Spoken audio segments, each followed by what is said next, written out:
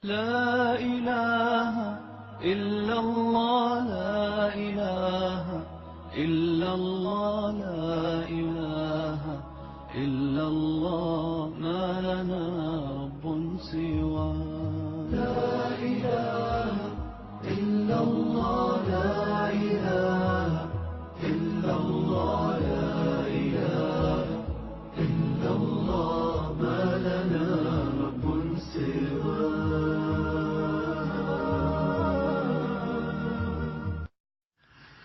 الحمد لله والصلاة والسلام على رسول الله محمد وعلى آله وأصحابه أجمعين.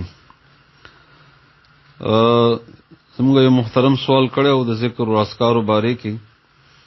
نو اذکار خو ډیر زیات ضروری دي، فضیلت هم ډیر زیات ده، ډیر زیات فضیلت ده. د فضیلت باره کې چرته بیا خبرو کو، خو یو آیت د قران کریم تاسو د دوم راوړی چې ولا ذکر الله اکبر، او ذکر ہی لوی عبادت ته، آسان ترین، ډیر معمولی، بغیر د سخوارینا، بغیر تکلیف نه، ډیر لګي غونته کلمه او بالکل یو څو سکندونه والی او د الله تعالی رضا په حاصلېږي. بیا اذکار مختلف دي، هر ځای کې رسول الله صلی الله علیه وسلم د سنتونو معلومیږي چې په هر ځای کې رسول الله صلی الله علیه وسلم غته ذکر کولو هدایت هم کړی دی او تاکید هم کړی دی. نو بہرحال انسان الله تعالی یاد وی نو بهتره خبره ده. به د ذکر درې صورتونه دي، په ژبه باندې، په زړه کې او په عمل کې. نو کم از کم ژبه باندې سړی شروع کی، به اورور لکم ځای کوي، اورور به عملم برابرېږي. الله دې موږ تاسو په ذاکرینو کې صفات کی، الله دې زیات تعریف کړی ده. بہرحال خبره وګدیږي. هغه سوال داو چې موږ په دینه پویګو چې د مانځنه بعد ذکر او سحر او مخاب ذکر دغه دوه اذکار باره کې خبره کوم. منځن آباد به د رسول الله صلی الله علیه وسلم طریقه داوا دې کې هم معمولی غونته اختلاف شته. خو اختلاف ما تاسو ته داسې جمع کړی دی چې په هغې کې به ډېر زیات اختلاف نه وي، او زه هغې ته مختصر غونته اشاره هم ورکوم چې تاسو ته مشکل انشاءالله نه جوړیږي. او بیا اذکار ډیر هم دي، سهار او د ماښام، او کوم چې بنیادی اذکار دي هغه به انشاءالله چرپ کوي، تاسو ته راشي.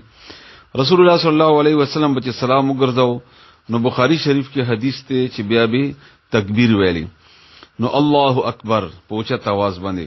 په دې کې هم لږ علماء د دې تطبیق باندې کلام کړی دی چې آیا دا الله اکبر هی دی یا د رستونه استغفر الله په اوچت आवाज باندې ویل دي. اکثر رائے دا ده چې نه د الله اکبر هی ویل دي. نو دا د هر فرض منځنه بعد چې سلام وګرځيږي نو الله اکبر ویل پکار دي. دنه دا د بخاری شریف حدیث ده. دنه بعد بیا استغفر الله استغفر الله استغفر الله، دا درې کرته. او دنه بعد بیا اللهم انت السلام ومنك السلام تبارکت ذل جلال والاکرام یا تبارکت یا ذل جلال والاکرام.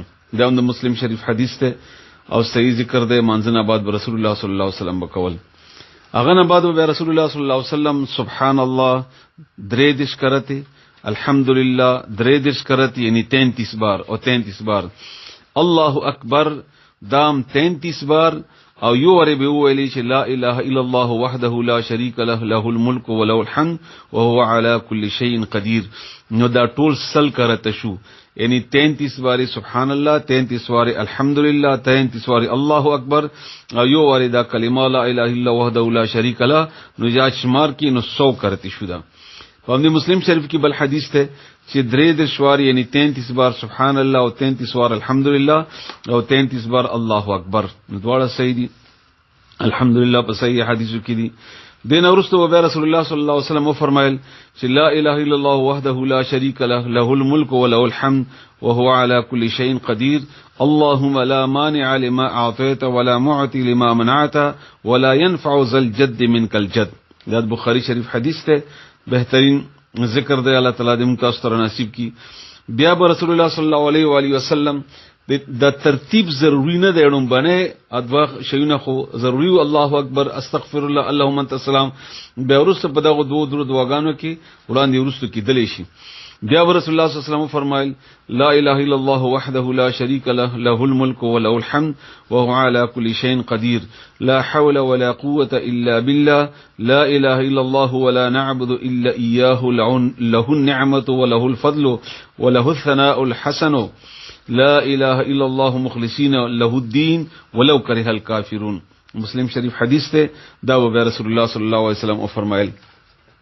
بیا رسول الله صلی الله علیه و آله وسلم بخاری شریف حدیث ته چې اللهم انی اعوذ بک من الجبن واعوذ بک ان ارد الى ارذل العمر واعوذ بک من فتنه الدنيا واعوذ بک من عذاب القبر.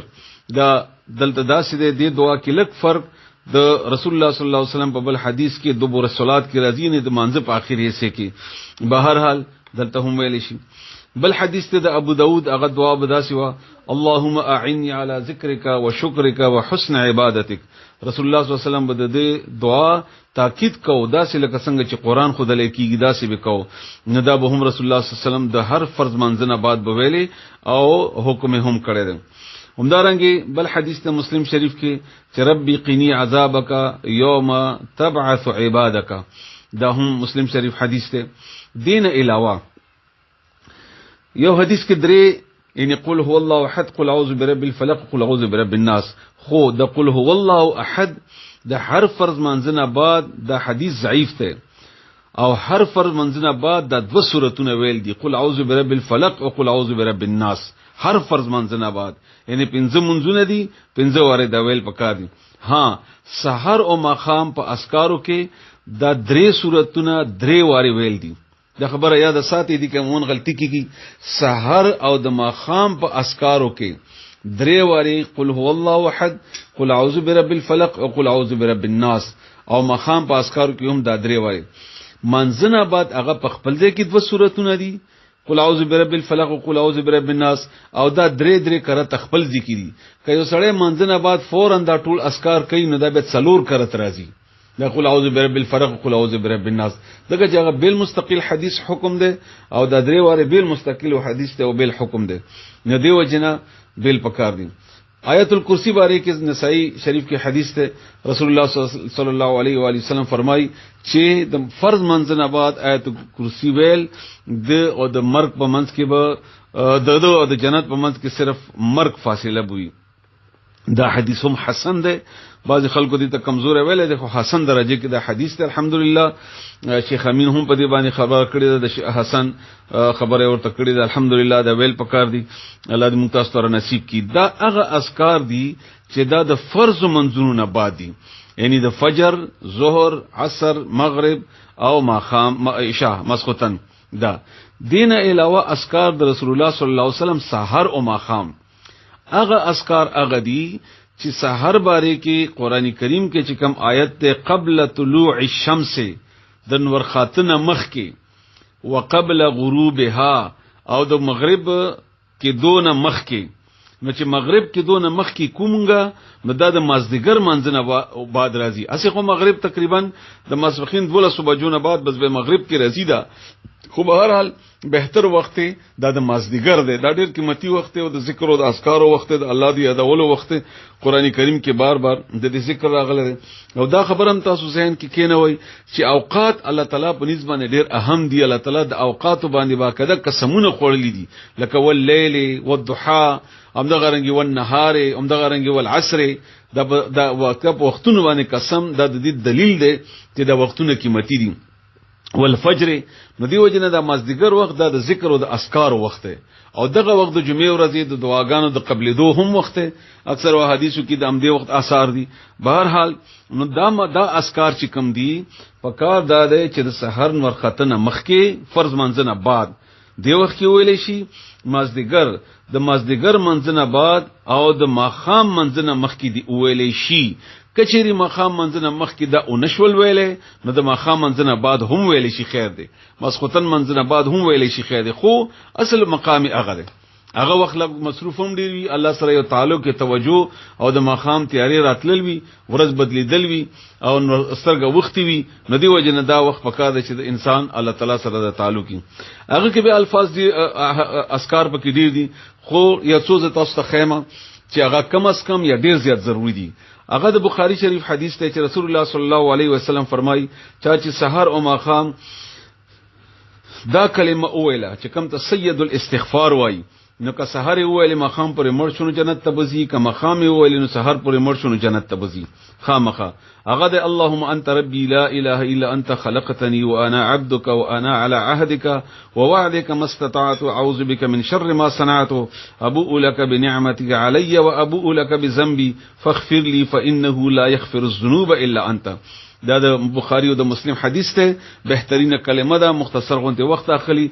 دا سحر او ماخام وختونه ما تاسو ته خودل، ماخام د منځنه مخ کې کني منځنه بعد هم ویلې شي څه خبره به ان شاء الله پکې نه وي. د ماخام منځنه بعد یا ماخام اسکارو کې دا کلمه چې اعوذ بکلمات الله التامه من شر ما خلق دا وکرتی او درې کرتی ویلې شي.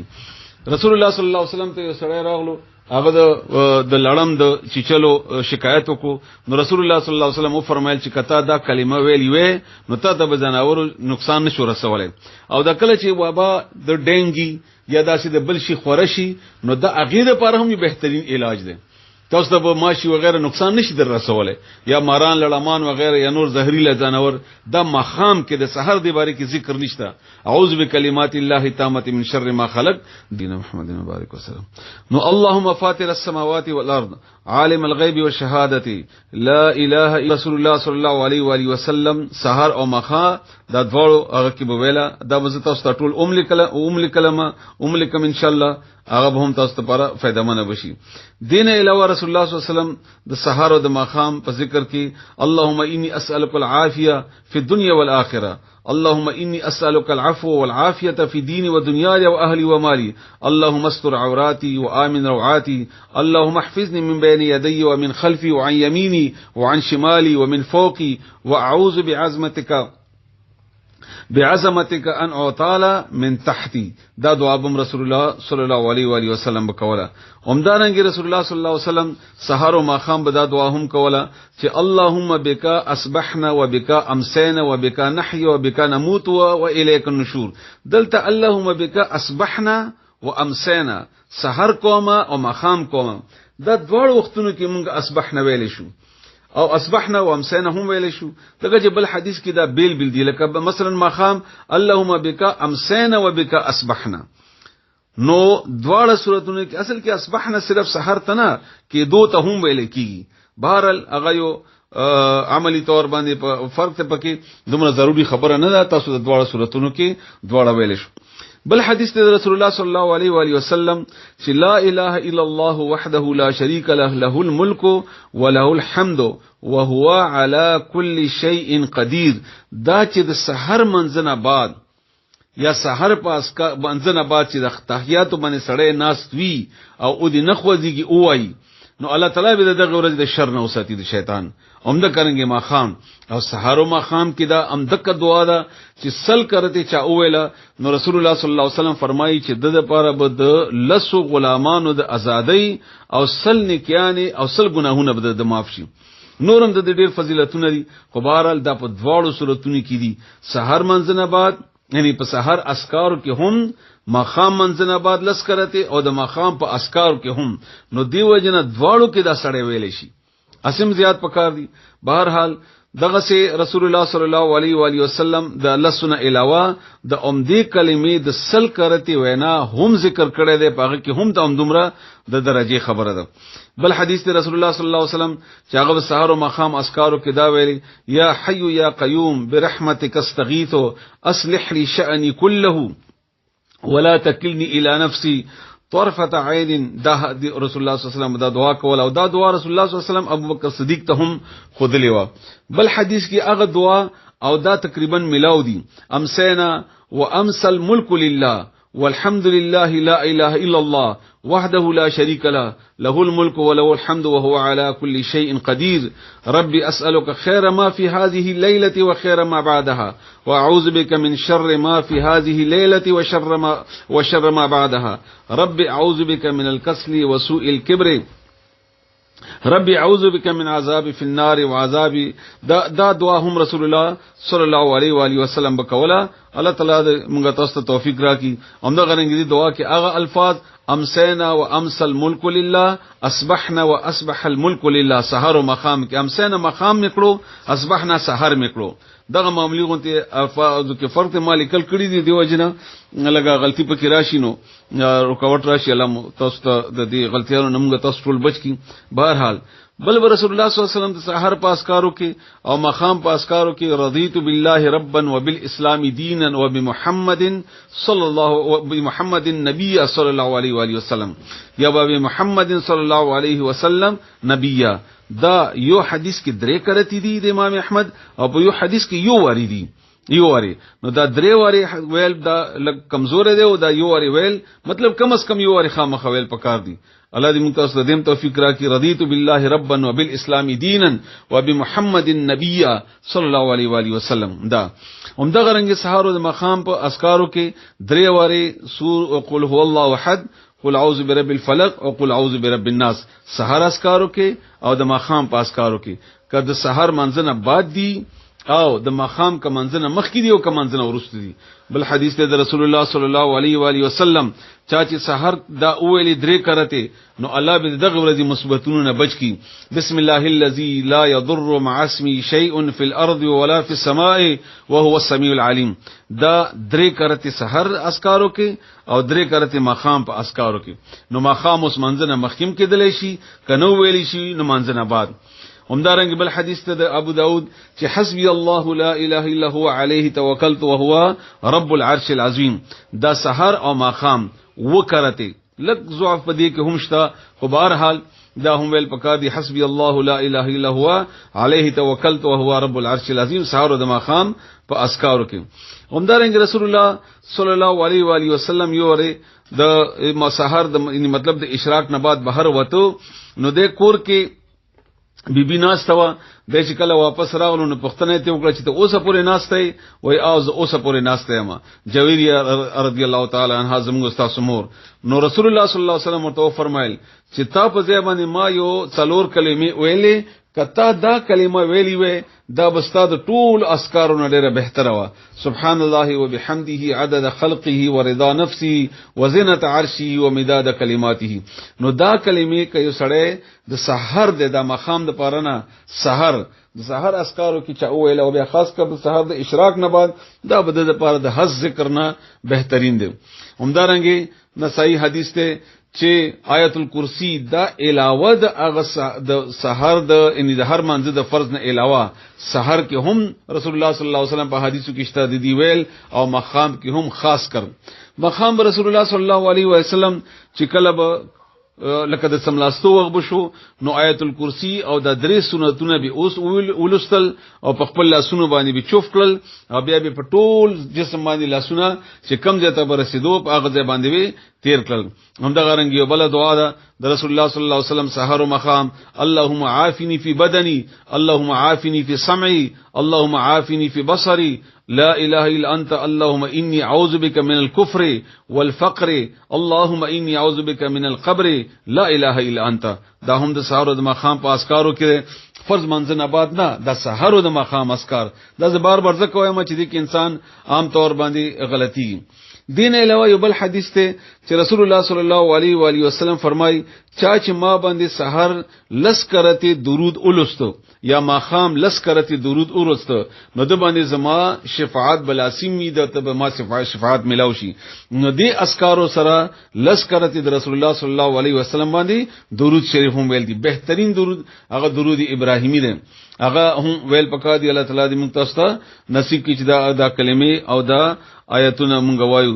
دین علاوه یو دوا اخیری دین علاوه ان سحر او د ماخام نه علاوه رسول الله صلی الله علیه وسلم فرمایي بخاری او مسلم کې حدیث ته چې ز او یا او بل حدیث کې سل کرته الله نه معافي غواړم تاسو هم الله نه معافي غواړئ. نو سړی دې پم دغه وختونو کې ځان ته کېدی چې راځب یو سل کرته استغفر الله وایم بیا د استغفار نور هم ډېر کلمې دي استغفر الله الذي لا اله الا هو الحي القيوم واتوب الیه.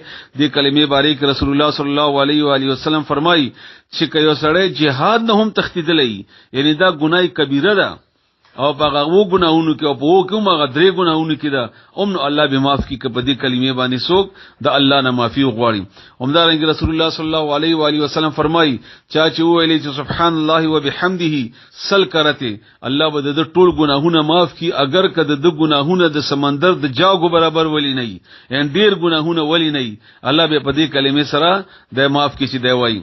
همدارنګه رسول الله صلی الله علیه و وسلم د سبحان الله باریک او د الحمدلله باریک فرمایي دا د میزان تل ډکې نیم وزن او نیم وزن دا د میزان تل ډکې خاص کر الحمدلله باریک بل حدیث ته چې یو سړی سل کرته وای دا داسې شل کسل او خالد الله په لار کې ورکل.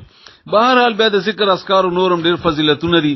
قران کریم په خپل بهترین ذکر دی، هغه تلاوت په خپل ځای کې ډیر ضروری دی، بهترین دی. هغه مخصوص سوراتونه نه بلکې قران کریم هر وخت ویل پکار دي.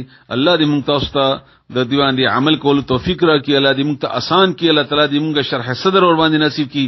موږ ته دعاګانې کوي. أقول قولي هذا أستغفر الله لي ولكم ولسائر المسلمين والمسلمات والمؤمنين والمؤمنات الأحياء منهم